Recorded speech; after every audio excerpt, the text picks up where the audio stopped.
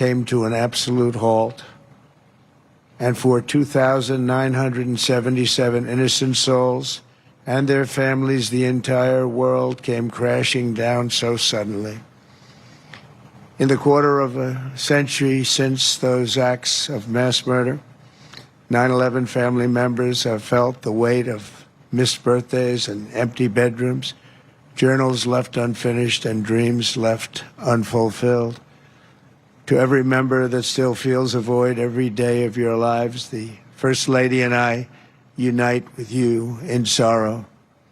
And today, as one nation, we renew our sacred vow that we will never forget September 11th, 2001. Amid the horror of that morning, some used cell phones and office lines to whisper their final words to those who mattered most. They whispered indeed. 75, Brian Sweeney called his wife Julie. He told her, "Do good, go have good times. I totally love you. I'll see you again. I'll meet you up there." 4 minutes later, his plane hit the south tower of the World Trade Center. At 9:12 a.m. aboard American Airlines Flight 77, Renee May called her mom.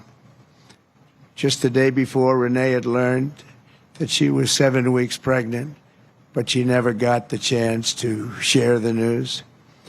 She simply said, "I love you, Mom."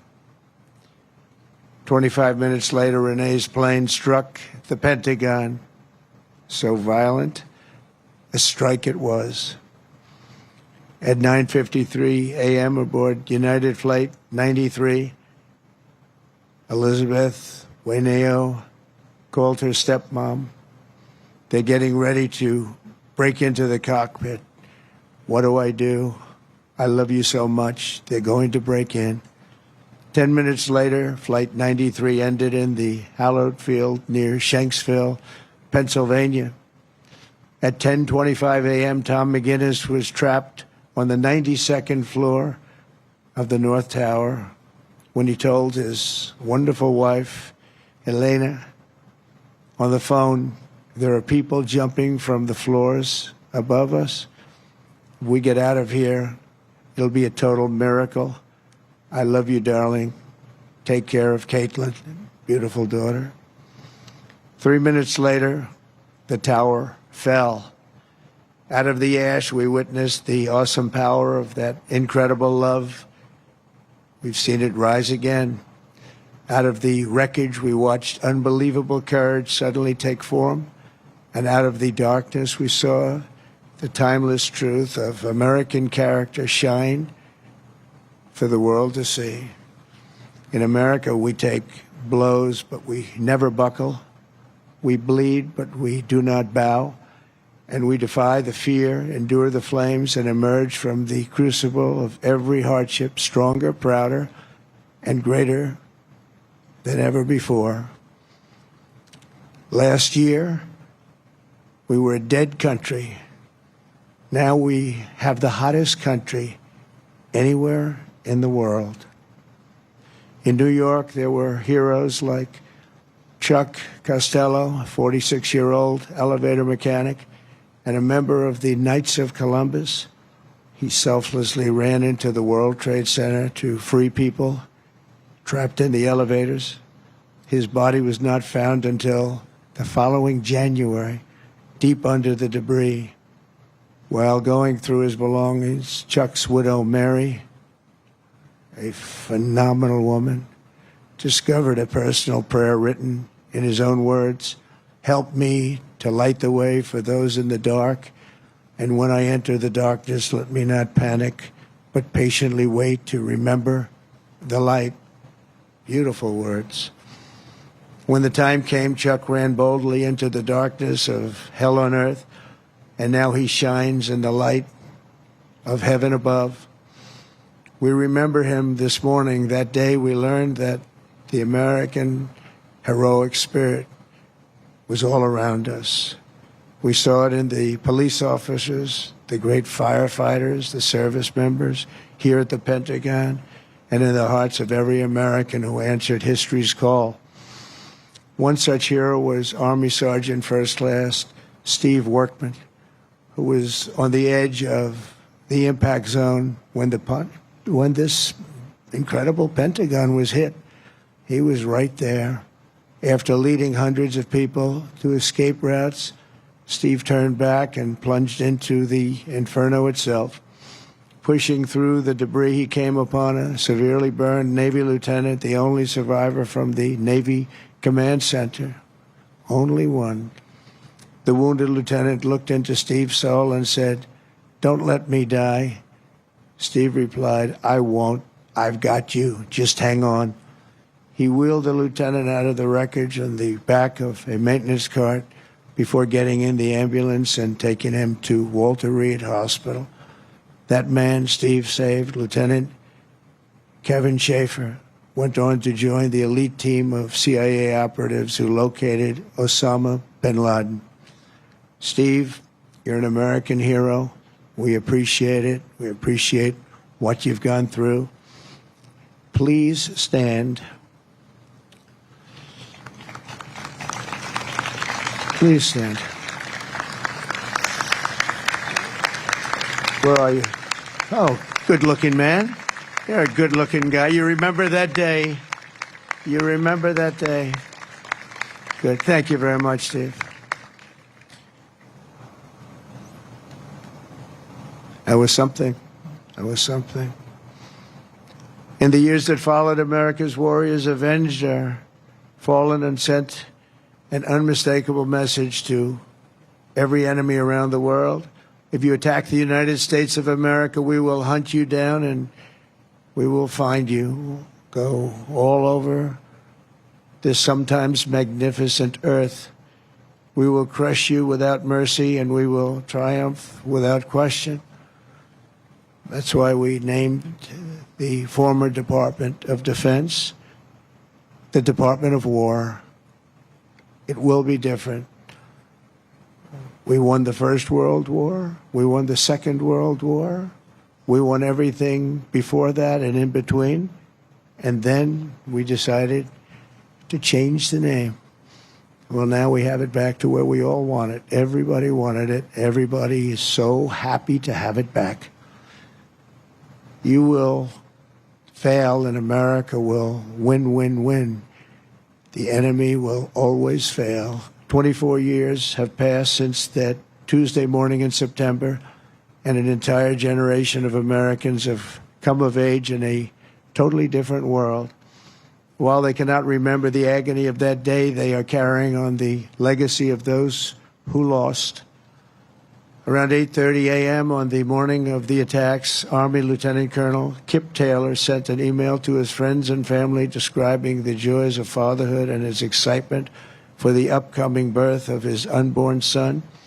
He wrote, "After you have kids, there are days that you just get going and you say, 'Hi, honey, I'm home.'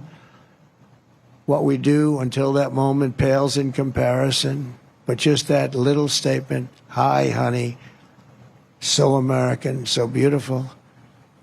But that's really the point of it all, isn't it?" An hour after he sent that email, Flight 77 flew into Colonel Taylor's Pentagon office and claimed the life of a very proud father and true patriot. 6 weeks later, on October 25th, 2001, Colonel Taylor's son, Luke, was born. Luke then tragically lost his mom to cancer when he was just 2 years old, leaving him to be raised by his father's brother. As a young boy, Luke asked his uncle about the folded flag on the bookshelf, and when he learned about his dad's decades of devotion to the Army and the horrors of September 11th, that's when he learned. Luke carried that memory with him and joined the ROTC as a college freshman. He graduated just last year, and I'm pleased to say he is with us today as a second lieutenant and doing very well. He's rising quickly in the infantry, preparing for Army Ranger School. The spitting image of his dad, they say, Luke says that every time he puts on a uniform, he feels connected to his father and to our country. But it was a father he never knew. Luke, your parents are together in heaven, and they could not be prouder of the man that they have produced. They produced you. Those two great people produced you. Luke, please stand.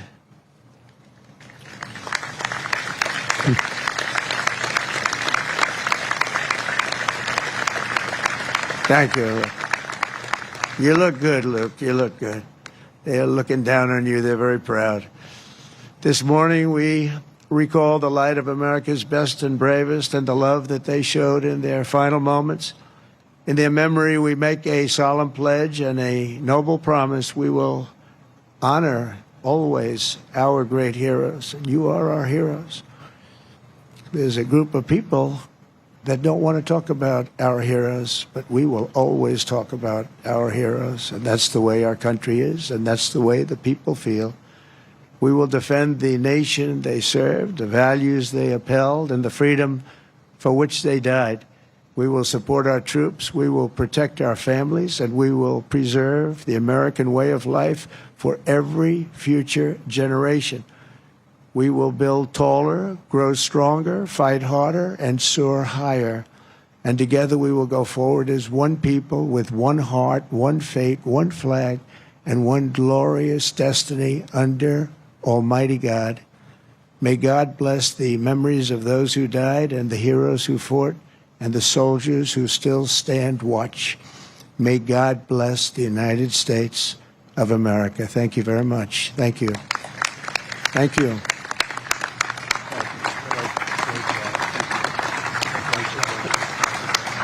We're watching President Trump. They're marking 24 years since the September 11th attack at the Pentagon. Joining us now, that was ABC cutting in with President Donald Trump giving some remarks there at the ceremony and giving a lot of examples of people who were, deeply affected by 9/11 and some, special individual stories as well. Yeah, he singled out a couple of people that were there in the crowd, and of course, we're just reflecting on today, the last 24 years since, and of course, what happened on, as he said, on that Tuesday in 2001. So we'll continue to monitor all of those happenings in Washington, in New York, and of course in Pennsylvania on a very, very busy Thursday morning here. We'll get to some other headlines in just a moment, but want to get you caught up on what's happening outside with the weather. Bring Justin in here. First, a look at live cam, and then we'll get you over to Justin. But pretty nice week, but I guess kind of deja vu all over again, if you will, in the weather department. Oh yeah, it's basically going to be the same thing over and over again as we get into the weekend and really next week too, with these nice mornings and then really pretty warm afternoons with temperatures soaring into the 90s. We started off in the 60s this morning, by the way. Let's go back outside for you. There are some clouds there in the distance. I don't suspect we're going to see a lot of cloud cover today, though. Still plenty of blue skies. We're sitting at 74 right now, 75 in New Braunfels, 77 Converse, 77 right now at Stinson. And the forecast for today, again, we should be in the mid-80s midday, 91, 2 o'clock, and then 94 will be our high, mostly sunny skies. And if there is a chance for a shower today, south and east of town, but if you see one, it will be very brief. And the odds of seeing one are very low, 10%. I don't think it'll be a big issue, but I do need to mention it, that one or two could pop up. We're going to take a look at some of the Thursday night football games, the forecast for that tomorrow, the weekend. All of that's coming up here in just a couple minutes, guys. Thank you, Justin. Let's check the roads around with a trans guide. And this shot here, of course, is at the Alamo Dome area where there was a tower climb this morning honoring all the victims of 9/11. Patty Santos was out there live earlier this morning. But as far as the roadways, looking on the TxDOT website, didn't seem to be any problems at this time. Okay, yeah, we're just going through some of the cameras there. It looks pretty good so far. We'll let you know, of course, if anything changes on the roads, and we will step aside. More GMSA at 9 coming up. All right, 9:15 now. So this morning, authorities are searching for a sniper who assassinated conservative activist Charlie Kirk in Utah yesterday and then slipped away amid the mayhem. Authorities say Kirk was killed by one gunshot fired from a rooftop at the Utah Valley University campus. Well, authorities say they have been able to track the movements of the shooter this morning, and Governor Greg Abbott has said that all government buildings around the state will lower the Texas and U.S. flags at half-staff in honor of Charlie Kirk. So right now, no one is in custody. However, authorities in Utah are now searching for a new person of interest. The authorities there said the shooter wore dark clothing and fired from a roof some distance away. As authorities look for the person who killed him, local and state leaders are reacting to his death. Governor Abbott released a statement saying in part, quote, "Charlie's voice was a beacon for millions of young Americans searching for truth, courage, and conviction. This senseless act of violence has no place in America," end quote. All right, back to our 9/11 coverage here. Our first responders in South Texas are keeping true to the word that they will never forget. Our Patty Santos is live right now at the Alamo Dome, where hundreds are going to take part in the traditional memorial climb. Patty. Hey there, good morning. The walk has already started, the climb. You can see here right behind me, the ones that we're zooming into right now, those are the civilians. Those are just the members of the community, or maybe they know law enforcement and they wanted to be a part of it. The first responders, which started about 30 minutes ago, they have already wrapped up their first lap around here. Now, the first lap signifying a complete total 2 laps that they're going to do, signifying the 110 stories that are each of the twin towers. You can see that is the first group there that was finishing up. You're seeing them walking, and I got to tell you, just being inside here, there is just a feeling. It's a very somber feeling, very quiet. You could see they're just doing their walk, and that's what they were telling me when they were going to get ready to do this. Is, you know, there's something. Their thoughts are with the names of those and the tags that they're carrying, the names and the pictures of those that were killed. The first responders that were killed are right now being displayed in pictures around here. We got a chance to talk with one of the first responders. Actually, he was carrying the canine Patriot. It was one of the firefighters. His name is Ronnie Perry, and he says that dog, that canine, is honoring the sole dog that was killed in the 9/11 attacks. Take a listen. For the dog, they're pretty well much. They're what we would consider an athlete in the world of canine world. So this stair climb is not really anything that they have to worry about. The human training, there is a little bit of training that goes up to it, but it's firefighter training that we normally do on an everyday basis to keep us prepared to do our job. Good luck. A total of 344 firefighters were killed in 9/11. There's also 70 law enforcement officers and 9 EMS first responders that were killed. All of those groups are represented here in this climb. And of course, this is a different venue than what we're used to. Some of them telling me, you know, it's a little different because it's a lot smaller. There's not a lot of air that circulates through that when they do it at the tower. But here, it's really a beautiful display of what this memorial is about. Just seeing the firefighters going up and down the stairs, honoring their brothers and sisters that were killed in the line of duty almost 25 years ago. But that is the scene that we have for now. We're going to bring you more updates coming up in about 30 minutes. We'll send it back to you. All right, Patty, thank you for that live report. I remember a few years back, well, actually a lot of years back, maybe about 10, that they had to move the tower climb to the Alamo Dome as well, because I think they were having problems with the elevator or something. Oh, yeah. But yeah, there was a big turnout there. And it's interesting because, you know, instead of going up, you kind of just see all of the participants when they're, you know, everybody, you know, and then they take a break and then they pause to remember. And so, yeah, kind of a... Yeah, 2,071 steps is what we were saying were in the World Trade Center, so that's what they're going after at the Alamo Dome. So we'll continue to keep an eye on that situation. Just a huge thank you to all of our first responders, and just a great show of representing what occurred there in 2001. All right, let's take a look at the drought monitor. As we look at last week, we know that we had extreme drought still here around San Antonio, exceptional drought there in southern Medina County. Here's what changed, and it's not much. We were really hoping for a lot more change, considering we got the rain over the weekend. But no, it pared back a little bit, but not a lot. We're still severe drought in northern Bexar County. The rest of the city is still in extreme drought, and you still have that exceptional drought in southern Medina County. We just can't seem to dig out of this hole, even with above average rainfall. We're at 25.08 for the year, and we are about 3 inches above average, at least at the airport. Again, the numbers have varied across the county itself and across the city. Lakes are still in trouble too, 68% Full Canyon, 6% Medina, but they are up compared to 3 months ago, up 15 feet Canyon, up 14 feet at Medina. Travis is in really good shape. Amistad, 36% full, but it is also up 8 feet compared to 3 months ago. So we have made some improvements. Right now, we're sitting at 74 here in San Antonio, 77 Pleasanton, 66 in Fredericksburg, 67 right now in Kerrville. But these temperatures will warm up rapidly, just like they have last few days. And we'll make our way up to 94 this afternoon, 95 Pleasanton, 97 in Cotulla, 89, one of the cooler spots in Rock Springs, if you want to call it that, but still warm nonetheless.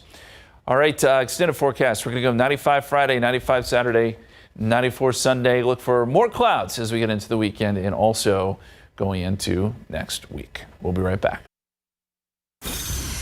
We are well into the month of September and the school year, and now is your chance to nominate your favorite educator at your school or your child's school for KSAT's Educator of the Month Award. To enter, just scan this QR code on your screen, or you can go to our website, ksat.com, and search Educator of the Month. This is a wonderful opportunity to shine a spotlight on the people who do so much for our students and our community. All right, the time now is 9:25. We're at about 74 degrees. You're watching GMSA at 9, and we'll be right back. Welcome back. Let's look out there with live cam. It's about 9:30 now and 74 degrees, and we had another nice morning, Justin. It really was. And this stretch, as kind of unremarkable as it is weather-wise, you'll get great mornings, you'll get great evenings. I mean, last night it was I took the dog for a walk at like 7 and it was perfect outside. You just got to get through the heart of the day where we have those temperatures that soar into the 90s. Let's take a look at the pollen count. And we've got 4 allergens today. Nothing that jumps off the page here. Molds are at 480, ragweed 30, phloem and pigweed barely there. But we do have a longer list than usual. So that is the latest pollen count. Back outside, couple clouds to contend with. Otherwise, 74 degrees at the airport, 77 in Converse, 70 Bernie, 77 right now at Stinson, light winds. And there's not much of a heat index because we don't have a lot of humidity. If you're heading out to some of the football games tonight, this is just one, but a good one. Marshall versus Taft. That's at Ferris Stadium. Kickoff 91, but as I said, once that sun goes down, it feels really pretty good. 85 halftime, 80 for the drive home, and we should see a similar type forecast for tomorrow's games and Saturday for that matter if you're planning on tailgating for the UTSA and Incarnate Word game. More on that weekend forecast, by the way, here in just a couple minutes. Thank you, Justin. Let's look at the TransGuide cameras out there. Everything looking good at 281 at Stone Oak Parkway, and on the TxDOT website, nothing to report, just the usual construction spots. All right, well, here's today's 9 at 9. 2 students are hurt and a suspect is dead after a shooting at a Denver area high school that happened yesterday. Students fled and others were on lockdown inside Evergreen High School. Police say that first responders reached the scene within 2 minutes of receiving a 911 call and that the shooter died from a self-inflicted gunshot wound. The UK Prime Minister fired Ambassador Peter Mandelson over his ties to Jeffrey Epstein. Emails show Mandelson called Epstein his, quote, best pal and offered to help with Epstein's 2008 case. Britain said these emails revealed a closer relationship than previously known. An appeals court blocked Trump from firing Shira Perlmutter. She was fired after writing on a report on artificial intelligence that President Donald Trump disagreed with. The court said only a Senate-confirmed librarian can fire her, not the president. Boeing workers have reached a 5-year deal in St. Louis following a union strike last month. The agreement reportedly includes wage increases and restores a signing bonus. The company said in a statement that this is the best deal they've ever offered the union. A new UNICEF report finds that more kids are obese than underweight, except in Africa and South Asia.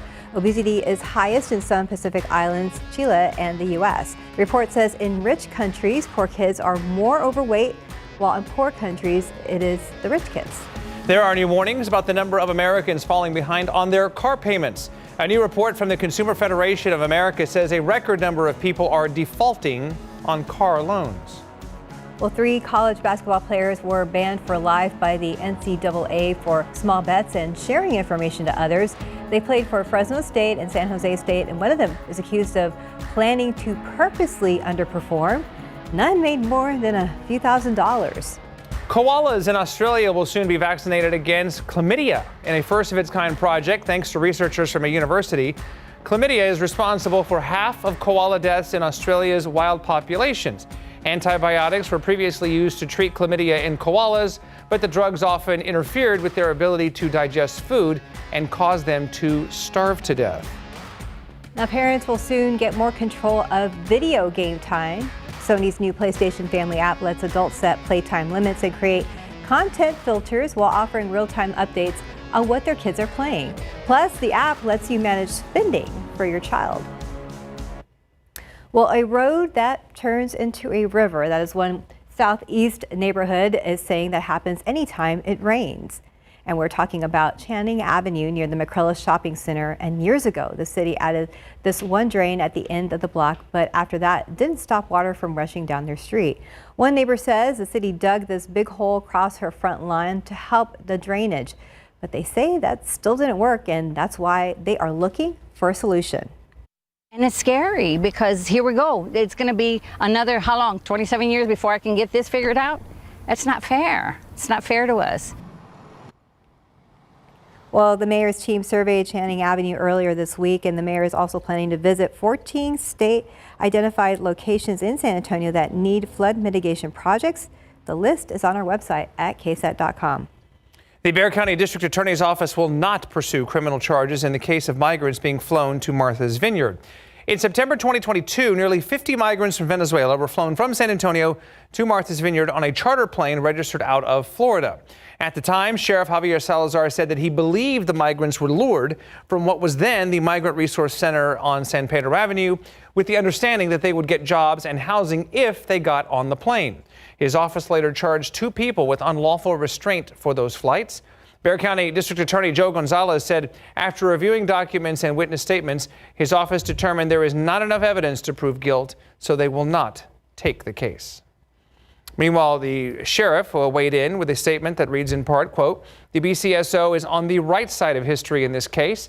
These people were preyed upon and mistreated based on their race/nationality, and all for the sake of a political statement. It's regrettable that the district attorney feels differently, so I'll defer any questions as to why to his office," end quote. And we showed you earlier in the newscast that our first responders in South Texas are keeping true to the word that they will never forget. And they are doing that right now. Patty Santos is live at the Alamo Dome, where hundreds are taking part in the traditional memorial climb. Patty.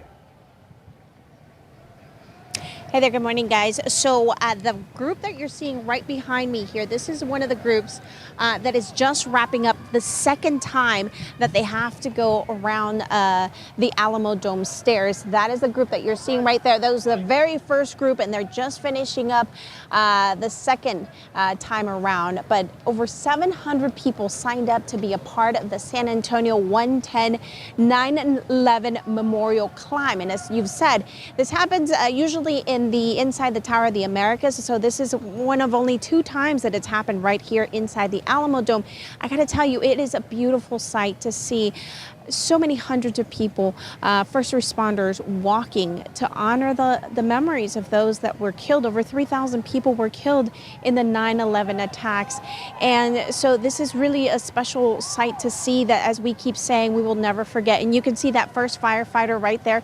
He's carrying the biggest load, because not only is he carrying the 70 pounds on his gear, but also, I gotta tell you, right now they are stopping because they take a moment to honor every time something happens. Like, we're gonna wait. 9:37. So this is the time when the Pentagon was struck, and they take a minute to ring the bell every time to commemorate. Like 8:46, that's when the first plane hit the North Tower. 9:03, the second plane hit the South Tower. And every time we have seen them ring the bell and stop for a minute. We got a chance to talk to one of the EMS, some of the EMS climbers today. There were 9 of them that were killed in the 9/11 attacks, and we got to talk to some of them that are honoring them today. Take a listen. It's great to see everybody coming together like this and supporting each other and getting in their bunker gear and actually getting out here and just remembering how many people we lost, and that is an important event for the whole community. You see the same people over and over, and it's always a pat on the back. Hey, keep going. Hey, you got this. It's an overwhelming feeling of camaraderie and brotherhood and sisterhood that you don't really feel anywhere else. And for some of them, this is the first time they've done this. For others, they've done this before, of course, in the Tower of the Americas, but they say every time there's something special about being here, being able and present with other law enforcement and first responders that really helps them really remember the victims of 9/11. We're going to have a wrap-up of view of everything that we've seen this morning coming up at noon. We'll send it back to you. All right, Patty, thank you. This morning we are taking a moment to recognize Lieutenant Colonel Karen Wagner, who died in the 9/11 attacks at the Pentagon. Wagner is a 1979 Judson High School graduate who paid the ultimate sacrifice on that day. For 20 years, her namesake school, Wagner High School, has honored her memory on this day. She was in Washington, D.C. during the attacks and died trying to save others. She was commissioned in 1984 as a Medical Service Corps officer, and her assignments included duties at Fort Sam Houston and Walter Reed Army Medical Center. Well, the time now is 9:39, and we're at 74 degrees for now. You are watching DMSA at 9. Well, childcare costs are sky high, and too many families are forced to leave kids in unsafe situations. How a new Head Start on the South Side is trying to change that and give children a strong start in life. AWTGG. What does it mean? Are we the good guys? Matt Damon and Ben Affleck reunite. The Oscar-winning duo play a pair of Miami cops who stumble upon a massive amount of cash during a raid in The Rip. This is your first look at the crime thriller, which arrives on Netflix in January. Families like ours must keep moving to survive. The cast of Downton Abbey bid farewell. The new film Downton Abbey: The Grand Finale marks the end of the beloved franchise, which first premiered in 2010. For star Michelle Dockery, it marks the end of an era. It's been a huge part of my life. I've met my greatest friends over the last 15 years, and I've really enjoyed playing Mary. Downton Abbey: The Grand Finale lands in theaters on Friday. What else is there that I don't know about? We got to have each other's backs. Family first. Patricia Arquette's dramatic new turn. The actress plays a mother trying to hide the crimes of her wealthy brood in Murdoch: Death in the Family. Jason Clarke also stars in the Hulu miniseries, which is based on a true story and premieres October 15th. In Hollywood, I'm Rick Damigella. Well, when Girl Scout cookie sales start in January, there will be a new cookie in the lineup. So on Tuesday, the organization announced that the addition of Rocky Road inspired cookie called Explore Mores. The new chocolate cookie has a creamy filling with notes of chocolate, marshmallow, and toasted almond flavored cream. Yes, I like the Girl Scouts, other cookies, they will be sold online and in person. Nearly 700,000 Scouts will take part in cookie sales each year. Earlier this year, the Girl Scouts revamped the cookie lineup, announcing the discontinuation of these s'mores and Toast Yay cookies after several years on sale. So we'll see if the Explore Mores have a longer run. Maybe. Okay, we'll find out. All right, well, your nominations for the SA Picks 2025 contest are in. Thank you for that. We asked you to choose San Antonio's top businesses, and you came through in a big way. So now it's all about voting for the finalists. So there have been more than 22,000 votes so far, and there's several categories that are being recognized. So including here, the automotive category, which has a subcategory for favorite car washes, with the finalists being All-American Car Wash, Bubble Wash, Go Car Wash, and the Wash Tub. There's also fashion, with one of the things you can vote for being your favorite jeweler. It comes down to Ironside Antique Mall, James Avery, Kay's, and Kendra Scott La Cantera. And also fitness, so you can pick your favorite dance studio. The finalists here are Earl Cobb Dance Studio, Jazzercise San Antonio North, and TJ's Dance Factory. All right, you can scan the QR code on your screen right there and vote for your finalists. Put in your vote by September 12th, which is actually tomorrow, so you just have a little more time. Yeah. But you can vote for each category once per day, and we'll announce the winners later on this month. Some people probably putting some last-minute votes. Yeah, I guess so. For their favorite places. Here's a look out there with our TransGuide cameras. Things are looking pretty smooth throughout our city. And another look there at the Alamo Dome. This is where the Memorial Tower climb happened earlier this morning.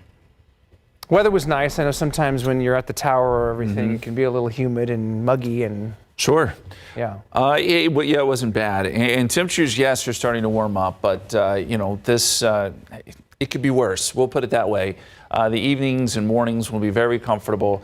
Really, over the next week or so, temperatures mid-90s for highs. That doesn't really change. Maybe something in the Atlantic will get going, and Yeah. We'll eventually get a cold front down here and things will start to change, but not in the next 7 days. Okay. fair enough. Not for now. Thank you, Justin. Okay, on to our friends at SA Live. Have a fantastic day. We'll see you tomorrow. Bye. Celebrating San Antonio with the city's #1 lifestyle and variety show. This is SA Live. Well, 2 new movies that are continuations of popular TV shows are at Santikos theaters this weekend, and that is where our Jada Pinkett, she's out at the far west side at Casablanca. Hey there,